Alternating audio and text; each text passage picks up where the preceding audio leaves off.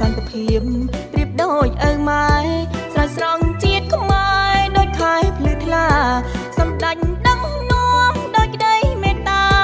រិះរស់សង្ខាររួចចាដុំភ័យ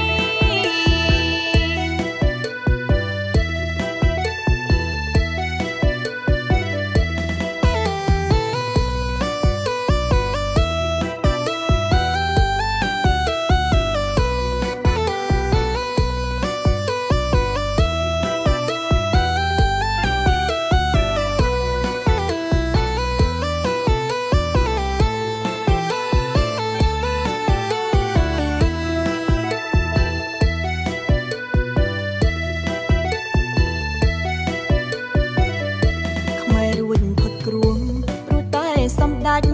តស៊ូបដូរផ្ដាច់សម្រេចកិច្ចការមិនរួចផុតគ្រួងព្រោះតែសម្ដេចតស៊ូបដូរផ្ដាច់សម្រេចកិច្ចការលះបង់ជួយជាតិញាតិក្នុងរដ្ឋាកន្លងថ្លៃថ្លាខែមរាសាទរ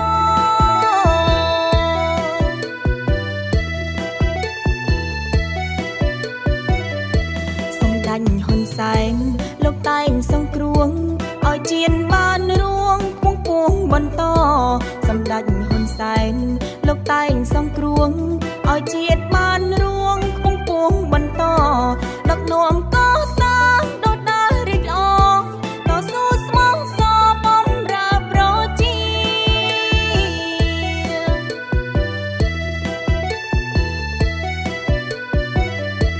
អរគុណសន្តិភាពប្រៀបដូចអើម៉ែស្រោចស្រង់ជាតិខ្មែរដូចខែភ្លឺថ្លាអរគុណសន្តិភាពប្រៀបដូចអើម៉ែ